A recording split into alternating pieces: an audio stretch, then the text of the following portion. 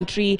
And whereas a lot of the polling stations really have not recorded so many incidents or issues, and voting has been going on well, there have been issues, of Kim's kit having problems in failing actually in some polling stations across the country. And we've even seen some of the leaders addressing this and asking for the IEBC to address the issue. So that is the IEBC addressing some of those issues, and they say that they're going to be having more details by the hour. They'll be giving hourly details on that. But right now, let's just bring you up to speed to what we know by this time. Of course, poll centers opened at 6 a.m. today, and voters across the country, some had started queuing as early as 3 a.m., just making sure that they get a chance to cast their vote. And what do we know so far? It's past 7 hours after the polls opened, and we know that polling stations opened at 6 a.m.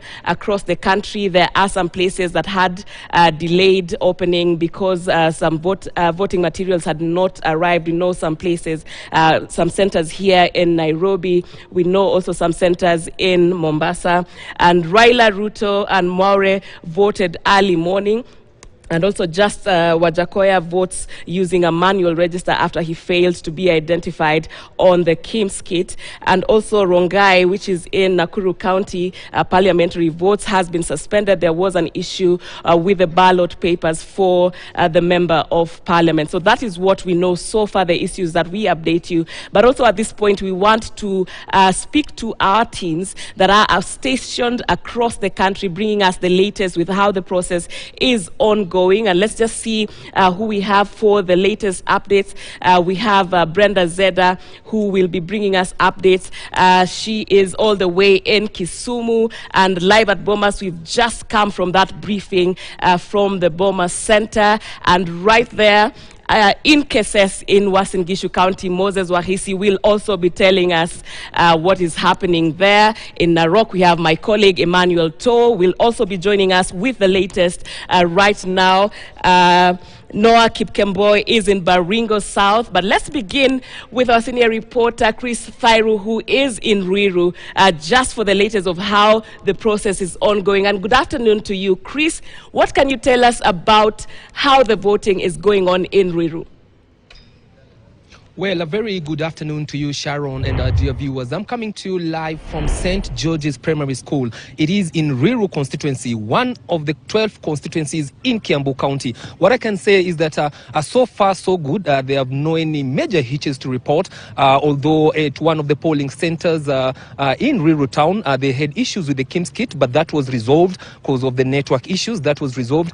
But something to note, even as voters continue to stream into different polling centers in Kiambu County to cast the ballot, is that there seems to be low voter turnout. I have visited at least 5 polling stations, and there are no those long queues that we used to experience or used to see, especially during the 2013 and 2017 general election. And something also to note about is that the youth, it seems, I don't know whether it's by design or it's a plan, they have not turned up as it was expected. Those who we are witnessing coming out to cast their vote are people who are 35 years and above. And I've also talked to some IBC officials, and they informed me that so far none of the constituencies has reached the 30% voter turnout. But even as we wait for the 5 p.m. when all the polling centers are supposed to be closed so that the voting process can start, we hope that maybe the numbers will go high. And I'm joined by one of the voters here in St. George's Primary. Maybe you'll start by telling us your name and tell us how has been the experience so far. My name is Brian Onyinko. This is my first time coming to vote, and I do bet I've chosen wisely.